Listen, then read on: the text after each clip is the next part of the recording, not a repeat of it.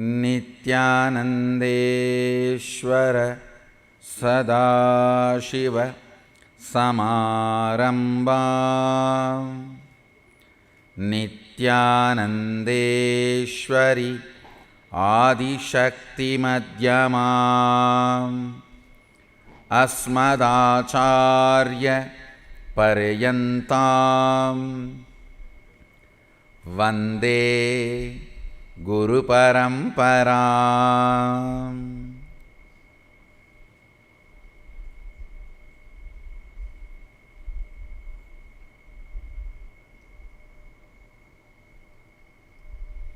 உங்கள் அனைவரையும் வணங்கி வரவேற்கின்றேன்.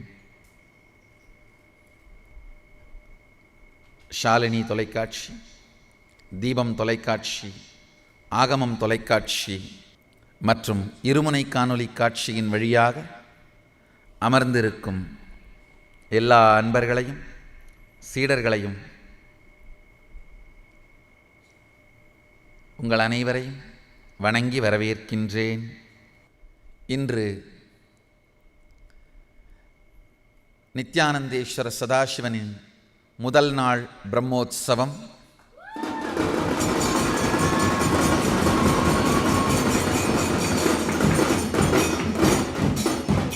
சதாசிவ பரம்பொருள் தீபஸ்தம்பமாய், அருணாச்சல ஜோதியாய், அண்ணாமலையானாய் வெளிப்பட்டருளிய காலாதீத பரம்பொருள் காலத்தில் நுழைந்து, மாயாதீத பரம்பொருள் மாயைக்குள் நுழைந்து, நாமாதீத பரம்பொருள் நாமம் தாங்கி, ரூபாதீத பரம்பொருள் ரூபம் தாங்கி பேரருள் செய்திடும் பெரும் நன்னாள் கார்த்திகை தீப பிரம்மோத்சவம். இன்று முதல் நாள். இனிமையோடு பெங்களூரு ஆதீனத்தில் அதிகாலை சதாசிவ பரம்பொருளுக்காக நாம் செய்து வைத்திருக்கும் பாலாலயத்தில், பாலாலய கொடிமரத்தில் துவஜாரோகணம் நிகழ்ந்தது. திருக்கொடி ஏற்றப்பட்டு உலகம் முழுவதிலுமிருந்து எல்லா அன்பர்களும் சீடர்களும் மற்றும் பிரபஞ்சம் முழுவதிலும் இருந்தும் சித்தர்களும் ஞானிகளும் யோகிகளும் தெய்வங்களும்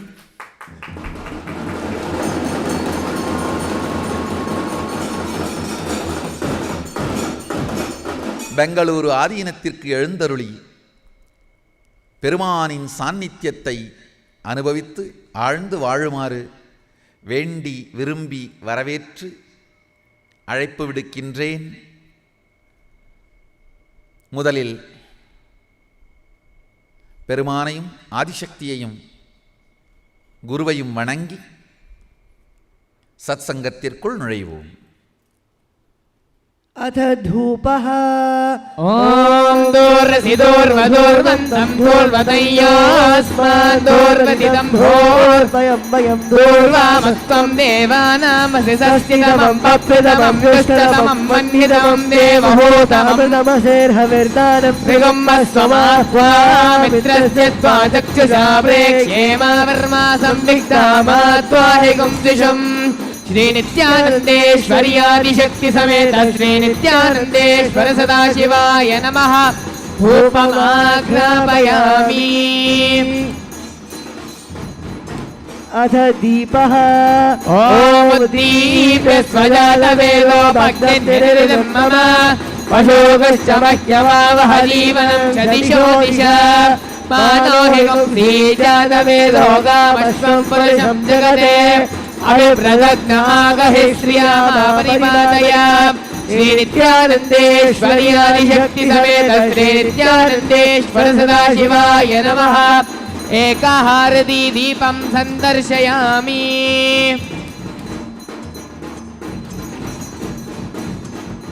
अथ नैवेद्यम् ओमस्त्राय नमः। ओम मधुवातारदाय दे मधुक्षरन्ति सिन्धवः माध्वीर्न सन्तोषदीः मधुनक्तमदोषसि मधुवत्पार्थिवगं रजः मदत्योरस्तनः पिता मधुमानो वनस्पतिर्मधुवागं वस्तसूर्यः मा दीर्घावो भवन्तु नः मधो मधो मधो श्रीनित्यानन्देश्वरी आदिशक्ति समेत श्रीनित्यानन्देश्वर सदाशिवाय नमः नैवेद्यं निवेदयामि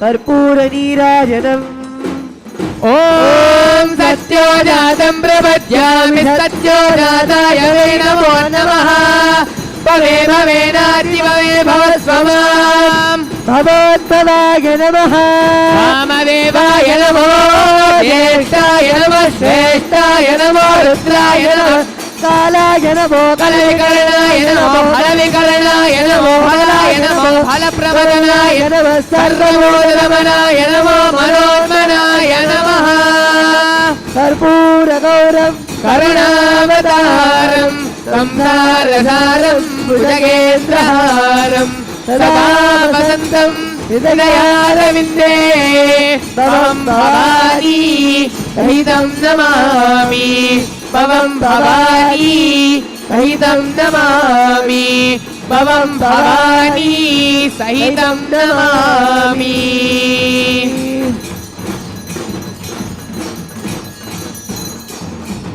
श्री नित्यानंदेश्वरी आदिशक्ति समेत श्री नित्यानंदेश्वर सदाशिवाय नमः कर्पूर नीराजनं सन्दर्शयामि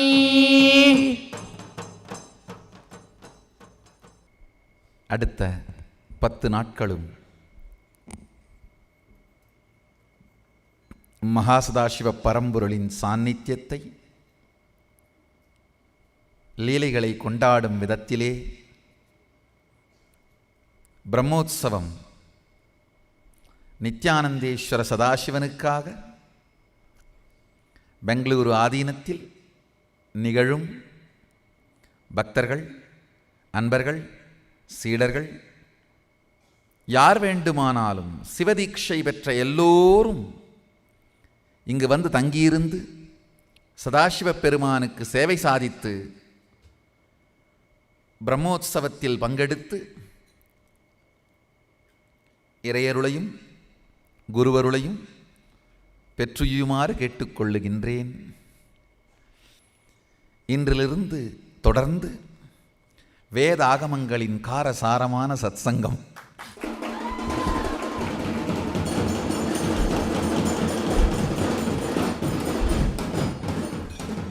நிகழ்ந்தேறும் நிகழும்.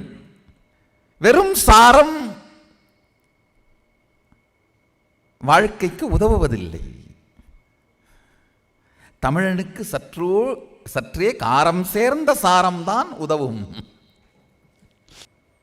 வேதங்களும் ஆகமங்களும் வாழ்வின் சாத்திய கூரை சத்தியமாக்குகின்ற அறிவியல். வாழ்க்கையை அளவுக்கு மீறி மறுதலித்து விட்ட ஒருவனால் நேரடியாக விழித்துக் கொள்வது இயலாத ஒன்றாக போய்விடுகின்றது. சில நேரங்களில் அதட்டியோ உலுக்கியோ உயிர் கொடுத்தாக வேண்டிய அளவிற்கான மந்தத்தன்மைக்குள் மனித இனம் சென்று விட்டது.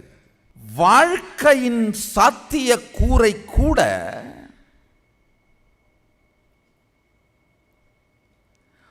மறுதலிக்கின்ற அளவிற்கு, மறுக்கின்ற அளவிற்கு மந்தத்தன்மையின் உச்சம். அதாவது வாழ்க்கையினுடைய எதிர்மறையான எண்ணப்போக்குகளையும் கருத்து போக்குகளையும் ஏதோ ரொம்ப பெரிய ஒரு தத்துவம் போல ஜோடித்து சொல்லப்படுவதனால் விஷத்தை அமுதம் என்று நம்பி விருந்தாக்கிக் கொள்ள துணிந்து விட்டாயே. இது மனித உணர்வுக்கும் உயிரின் உயிர்ப்பிற்கும் எதிரான தன்மை. ஆழ்ந்து புரிந்து கொள்ளுங்கள்.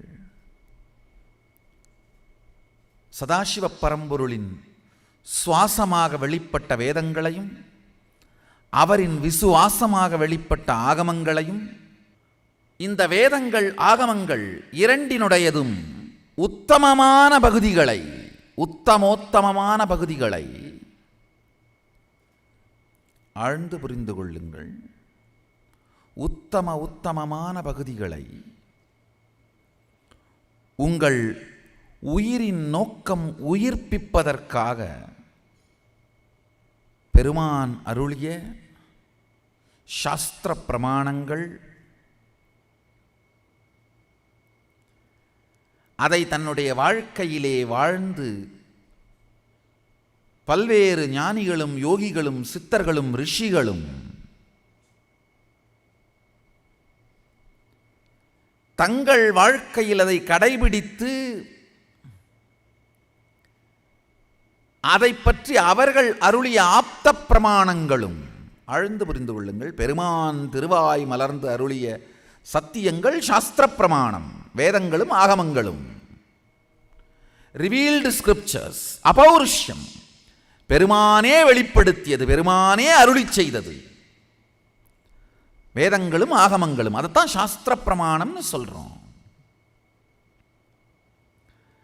அடுத்தது அதை தன்னுடைய வாழ்க்கையிலே கடைபிடித்து வாழ்ந்த மிகப்பெரிய ஞானிகள், சித்தர்கள், யோகிகள். அகத்தியர் முதலான 18 சித்தர்களும், ஞானசம்பந்தப் பெருமான் முதலாய சைவ சமய குரவர்கள் 4வரும், 63 நாயன்மார்களும், மிகப்பெரிய யோகிகள், சித்தர்கள், ரிஷிகள் தங்களுடைய வாழ்க்கையிலே அதை வாழ்ந்து உலகத்திற்கு வெளிப்படுத்தியது தங்கள் அனுபவ குறிப்புகள் தான் ஆப்த பிரமாணம்.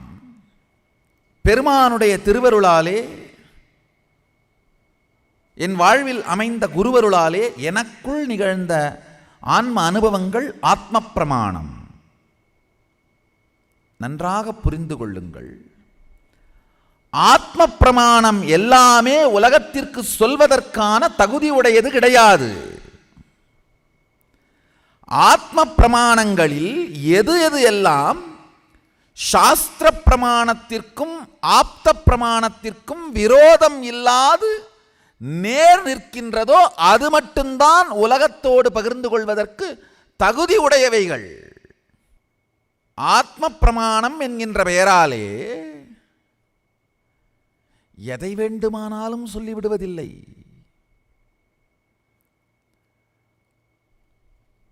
நமக்கு அனுபூதியை அளிக்கின்ற பெருமான் சாஸ்திர பிரமாணமாக சொல்லி இருக்கின்ற கருத்துக்களை சார்ந்து மட்டும்தான் ஆப்த பிரமாணம் உலகத்திற்கு சொல்லப்பட வேண்டும், ஆத்ம பிரமாணம் உலகத்திற்கு சொல்லப்பட வேண்டும். பெருமானுடைய சாஸ்திர பிரமாணம், ஞானிகளுடைய ஆப்த பிரமாணம், இவைகள் எல்லாம் இவைகளோடு இணைந்து என்னுடைய ஆத்ம பிரமாணங்கள், என்னுடைய சுய அனுபூதி, என்னுடைய சுய அனுபூதி எதெல்லாம் இதோடு இணைந்து இருக்கின்றதோ அவைகளை மாத்திரம்தான் உங்களுக்கு சாட்சி பிரமாணமாக அளிக்கின்றேன், உங்களுடைய அனுபூதியாக அளிக்கின்றேன். ஆழ்ந்து கேளுங்கள். எந்த ஒரு சத்தியமும் உள்வாங்கி சிந்தித்து அதை நீங்கள் வாழத் துவங்கும் பொழுது சக்தி வெளிப்பாடாக உங்கள் வாழ்க்கையை அடுத்த நிலைக்கு கொண்டு செல்லும். ஆழ்ந்து புரிந்து கொள்ளுங்கள். சக்தி வெளிப்பாடாக மாறாத எந்த சத்தியமும் நித்தியம் அல்ல. கருத்துக்கள் அறிவு அல்ல, அறிவு அனுபவம் அல்ல, அனுபவம் அனுபூதி அல்ல. கருத்து அறிவல்ல, அறிவு அனுபவம் அல்ல, அனுபவம் அனுபூதி அல்ல.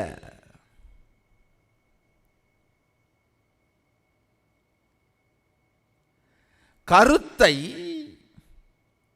அனுபூதியாய் நினைக்கின்றவன் மூடன். நாலு மூலையிலிருந்து நரி உளையிடுது. சிங்கம் சிங்களாத்தானையா வருது.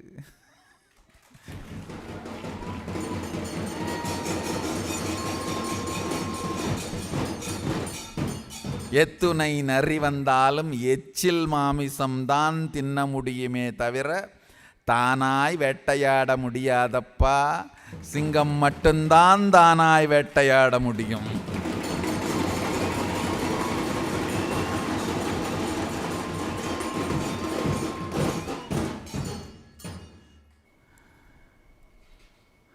மனித மனம் எத்தை தின்றால் பித்தம் தெளியும் என்று தன்னை தனக்கே புரியாமல் தருதலையாய் திரியும் பொழுது வாழ்க்கையின் போக்கின் எதிர்ப்பான மூட பகுத்தறிவை கூட ஒரு கொள்கை என்று சிங்காரித்து வைத்திருப்பதனால் மதிமயங்கி ஏற்றுக்கொள்ளுகின்றது. ஆழ்ந்து புரிந்து கொள்ளுங்கள். எந்த ஒரு கருத்தும் வேத பாரம்பரியத்தில் 3 வார்த்தைகள் உண்டு. ஸ்ரவணம், மனனம், நிதித்தியாசனம். கெட்டலும் தெளிதலும் தேர்ந்து தெளிந்ததை வாழ்தலும். வாழ துவங்கும் பொழுது கேட்ட சத்தியம் சக்தியாக வெளிப்பட வேண்டும். சக்தியாக வெளிப்படாத எந்த சத்தியமும் நித்தியம் இல்லாதது. மீண்டும் மீண்டும் மீண்டும் சொல்லப்பட்டால் ஒரு பொய் நிஜமாகி விடாது. சொல்லாமல் சும்மா இருப்பதனால் சத்தியத்தின் சக்தியை அழித்து விட முடியாது.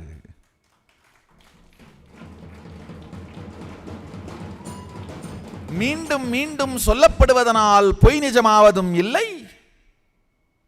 சொல்லாது சும்மா இருப்பதனால் சத்தியத்தின் சக்தி அழிந்து விடுவதில்லை.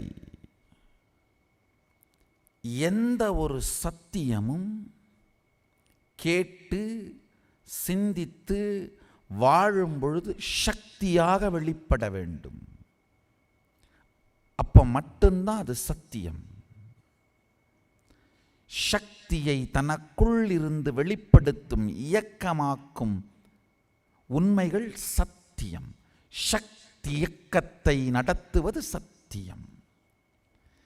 சக்தி இயக்கத்தை நடத்துவது சக்தியம், சத்தியம். சக்தியின் இயக்கத்தை நமக்குள் உருவாக்குவது சத்தியம். வைகை கரையடைக்க சுந்தரேச பெருமான் முண்டாசு கட்டி முதுகிலே மண்வெட்டி சாத்தி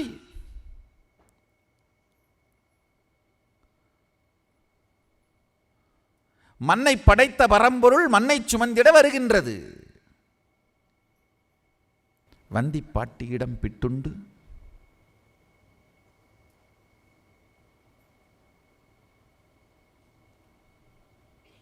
என்ன அருமையான பெயர்கள் பாருங்க. தருமி. தருமி ஒரு சிவாச்சாரிய குலத்திலே வந்த இளைஞன். பேர் என்ன? தருமம் கொடுப்பவனுக்கு தருமம் கொடுக்க வந்திருக்கிறார்.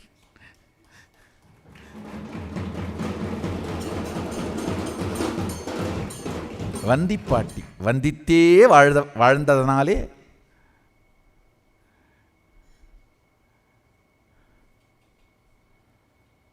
அவளுக்கு சேவை பாராட்ட வருகின்றார்.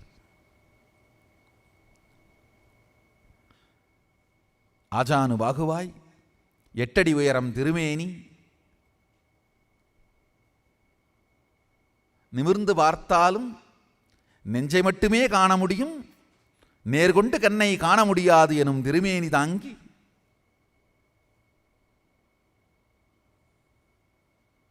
உடல் வளைந்து பாட்டியின் முன்னமர்ந்து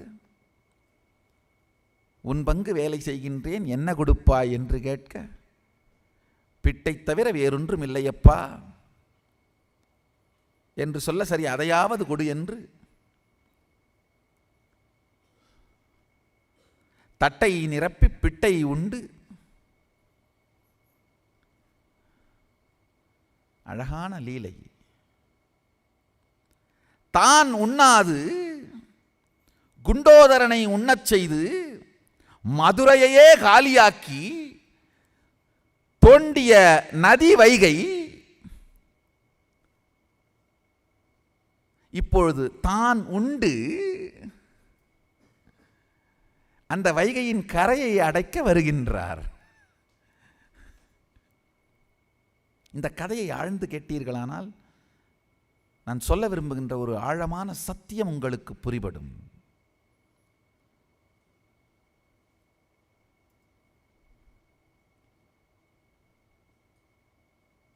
பிட்டை உண்டு முடித்ததும்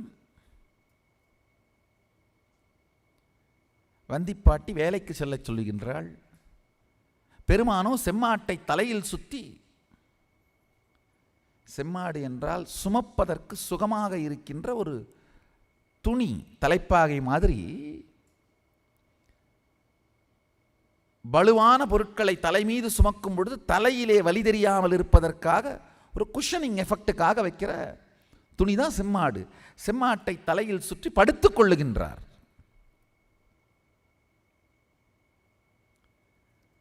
அங்கிருந்த அரசனின் ஏவலாளர்கள்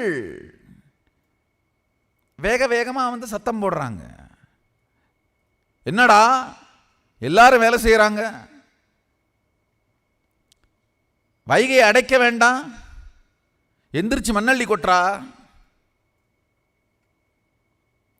பதிலே இல்லை. தலைமை மந்திரி வந்தார்.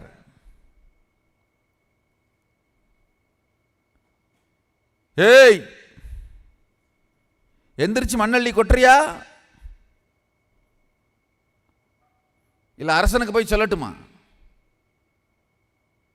மெதுவாக கண்ணு திறந்து, என்ன வேணும்? சமாதியில் இருந்தபடியே சங்கரப் பெருமான் கண்களை மட்டும் மலர்த்தி முழுதாய் திருவாய் மலராது, என்ன வேணும்? மண்ணை கொட்டி வைகை ஆட. அதைத்தான் பண்ணிட்டு இருக்கேன் ஐயா. பொங்கற வைகை தலையிலிருந்து சும்மாடு கட்டி அதை சொருகி இங்கு அடைக்கின்றார். மூலத்தை அடைச்சாத்தான் அங்க பொங்கும், அங்க பொங்கறத நிற்கும். தெரியாத மூடனோ இவனுக்கு தெரிந்த விதத்தில்தான் செயலை செய்து பிரச்சனையை தீர்க்கணும்னு நினைக்கிறான். நம்ம எல்லாருமே அப்படித்தான் நினைக்கிறோம். நாம நினைக்கிற மாதிரி பெருமான் செய்யணும்னு நினைக்கிறோமே தவிர பிரச்சனை தீரணும்னு நினைக்க மாட்டேங்கிறோம். பெருமான் சும்மாட்டை சுற்றி சும்மா படுத்திருந்தாலும் பிரச்சனையை தீர்ப்பார். ஏன்னா அவருக்கு பிரச்சனையின் மூலம் தெரியும். நல்லா ஆழ்ந்து புரிஞ்சுக்கோங்க. நம்ம வாழ்க்கையில் பெரிய பிரச்சனை என்னன்னா, நம்ம பிரச்சனைகளெல்லாம் கடவுள் தீர்க்காம இல்லை, அவருக்கு எப்படி பிரச்சனையினுடைய மூலமும் தெளிவும் இருக்கின்றதோ அதுபடி தீர்க்கிறாரு. நாம என்ன பண்றோம்? நமக்கு பிரச்சனைன்னு எது தோணுதோ, அதனுடைய மூலம் எது தோணுதோ அதுபடி தீர்க்கணும்னு நினைக்கிறோம். எத்தனை லோடு மண்ணை கொட்டினாலும் வெறுங்கரை கட்டினா பிரச்சனை தீர்ந்துருமா? டெம்பரவரியா வேணா தீரும், அடுத்த வெள்ளத்துக்கு நிற்குமா?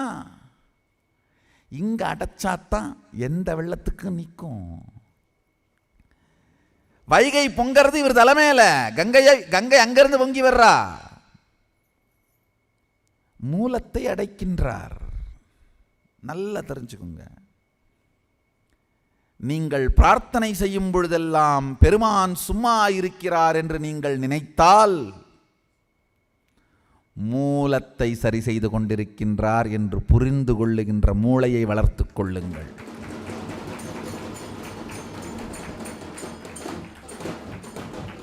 நீங்க நினைக்கிற மாதிரி மண்ணை மட்டும் அள்ளி கொட்டினா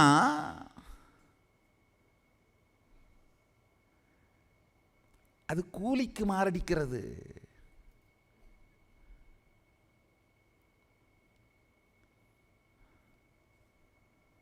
பெருமான் கூலிக்கு மாரடிக்க வரவில்லை, மாரடித்து கூப்பிட்டவர்களுக்கெல்லாம் கூலி கொடுக்க வந்திருக்கின்றான்.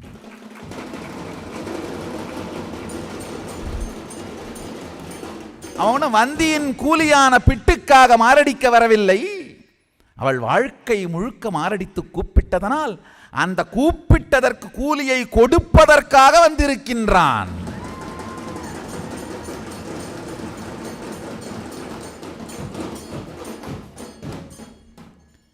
சதாசிவ பரம்பொருள். நம்ம வாழ்க்கையோட பெரிய பிரச்சனை என்னன்னா, பெரும்பாலானவர்கள்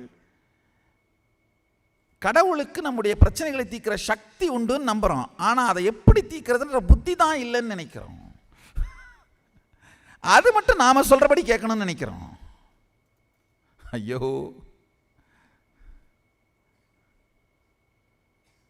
சக்தியும் இல்லை புத்தியும் இல்லை என்பவர்கள் நாத்திகர்கள், சக்தி உண்டு புத்தி இல்லை என்பவர்கள் பாதி ஆத்திகர்கள். சக்தியும் உண்டு புத்தியும் உண்டு என்று தெளிந்தவர்கள் ஆத்திகர்கள், சக்தியும் உண்டு புத்தியும் உண்டு என்று தெளிந்ததனால் பக்திமயமாய் மாறுபவர்கள் சைவர்கள்.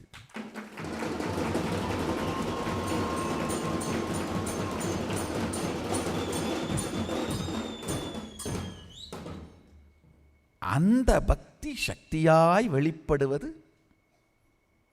நம் பக்தர்கள்.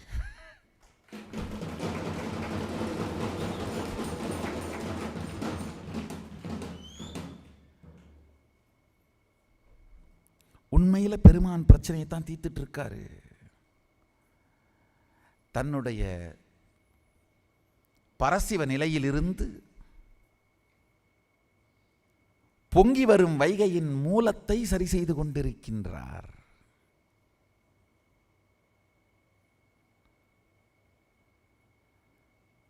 ஆனா இங்க இருக்கிறவருக்கு தெரியல.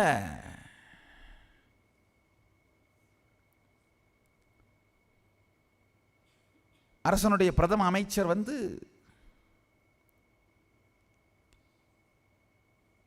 இப்ப எந்திரிச்சு வேலை செய்யறியா இல்ல அரசன்ட்ட கம்ப்ளைண்ட் பண்ணட்டுமா?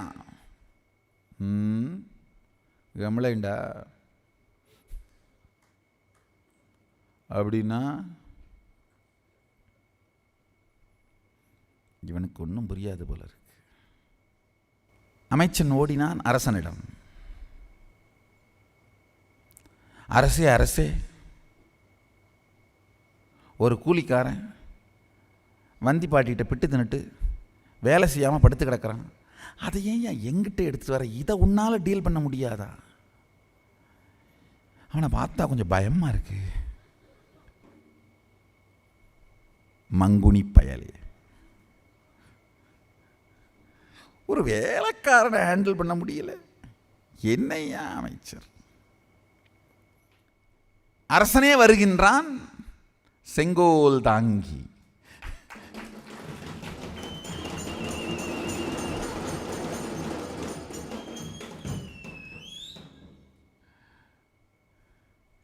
அதுக்கு பிறகு நடந்த கதை எல்லோருக்கும் தெரியும். பிரம்பால் அடிக்க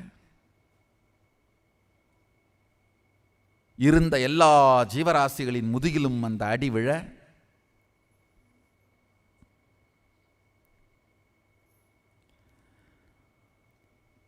இந்த முறை திருமேனி தாங்கிய போது பெருமான் வெளிப்படுத்துகிற சக்தி இந்த சர்வ வியாபகம், எல்லாவற்றிற்குள்ளும் தானே இருக்கின்ற அந்த சக்தியை வெளிப்படுத்தி காட்டுறாரு. பாண்டிய மன்னனுக்கு சொல்றாரு, நல்லா புரிஞ்சுக்கோங்க, எப்பொழுதெல்லாம் தன்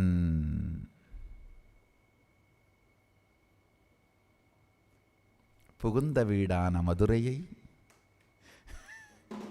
நல்லா தெரிஞ்சுக்கோங்க, எப்பவுமே புகுந்த வீட்டு மேல தனி பாசம். மாமனார் வீடு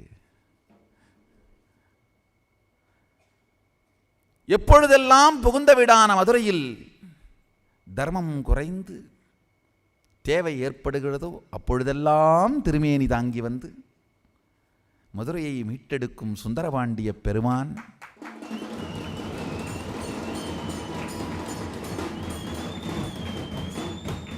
மதுரையின் தர்மத்தை மீட்டெடுக்க பிறம்பாலும் அடிபட்டிருக்கின்றான்.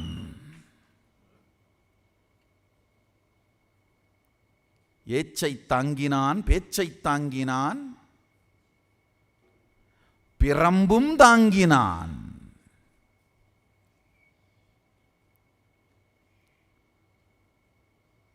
ஒருவேளை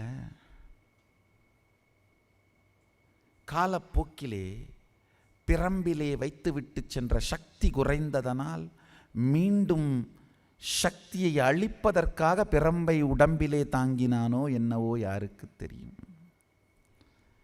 ஏனென்றால் செங்கோலில் வைத்துவிட்டு செல்லுகின்ற சக்தியின் சாநித்தியத்தினால்தான் கோலை பிடிப்பவர்களெல்லாம் செம்மையாய் வாழ்க்கை கோலை நடத்துவதற்கு அறிவை அளித்துத்தான் நாட்டையே நடத்தி கொண்டிருந்தான் நம்பெருமான்.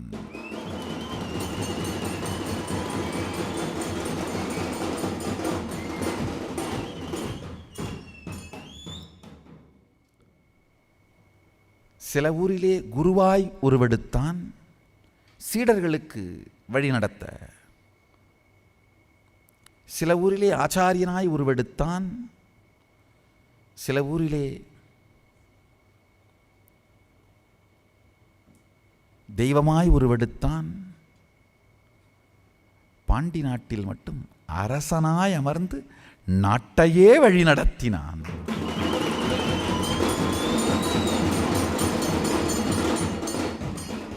அருள் ஆட்சி அரசாட்சி இரண்டையும் தானே நின்று நடத்தியது பாண்டி நாடு.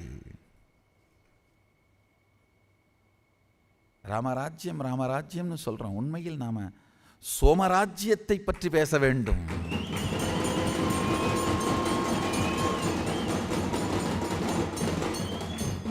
சோமசுந்தரன் நேரில் வந்து செய்த சோமசுந்தர ராஜ்யம்.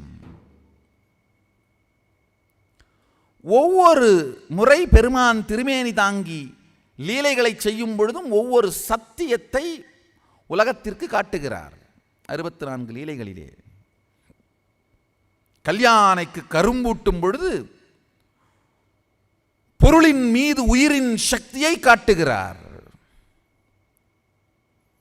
கல் யானைக்கு கரும்பூட்டி உணர்வினால் கல்லுக்கும் உயிர் கொடுக்க முடியும் என்கின்ற சத்தியத்தை காட்டுகிறார். நெஞ்சு கல்லாய் இருந்தால் பஞ்சும் அசையாது, நெஞ்சு பஞ்சாய் மாறினால் கல்லும் சொன்னதை கேட்கும்.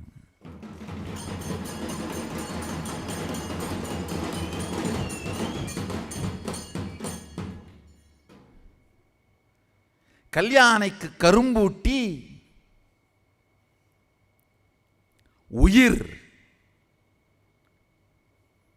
பொருளின் மீது இருக்கின்ற எப்பொருளையும் இயக்கும் சக்தியின் சத்தியத்தை உலகத்திற்கு காட்டுகின்றார்.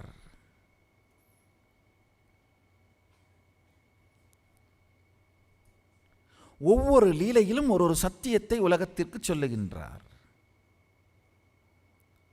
பிட்டுக்கு மண் சுமந்த பிரம்படி பட்ட லீலையில் தன்னுடைய சர்வவியாகபத்தன்மையை ஸ்தாவரம் ஜங்கமம் வியாப்தம் எனும் தன்னுடைய ஒருமை நிலையை உரைக்கின்ற விதத்திலே சொல்லிச் சென்றார். எப்படித்தான் இந்த சத்தியம் நம் உயிருக்குள் உரைக்க வேண்டும்?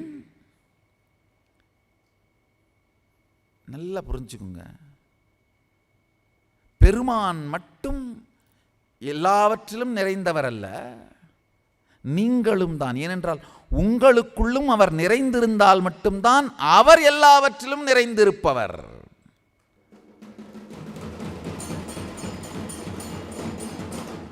உங்கள் ஞானம்தான் அவர் ஞானத்திற்கு சாட்சி. நல்லா புரிஞ்சுக்குங்க. உங்கள் ஞானம்தான் அவர் ஞானத்திற்கு சாட்சி. உங்களுக்குள்ள அவர் இல்லைன்னா சர்வ வியாபின்னு அவரை சொல்ல முடியாது. எவ்வாறு அந்த சத்தியம் நம் உயிருக்குள் உரைக்கும், எவ்வாறு அது சக்தியாய் வெளிப்படும். சத்தியம் உயிருக்குள் உரைப்பது சாத்தியம், அது சக்தியாய் வெளிப்படுவதும் சாத்தியம். எப்படி?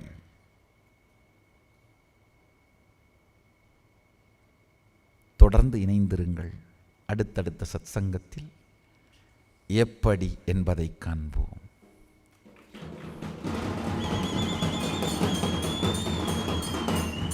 நீங்கள் எல்லோரும் நித்யானந்த நிலையில் மலர்ந்து நித்யானந்தத்தில் நிறைந்து நித்யானந்தமாகிட ஆசீர்வதிக்கின்றேன். ஆனந்தமாக இருங்கள்.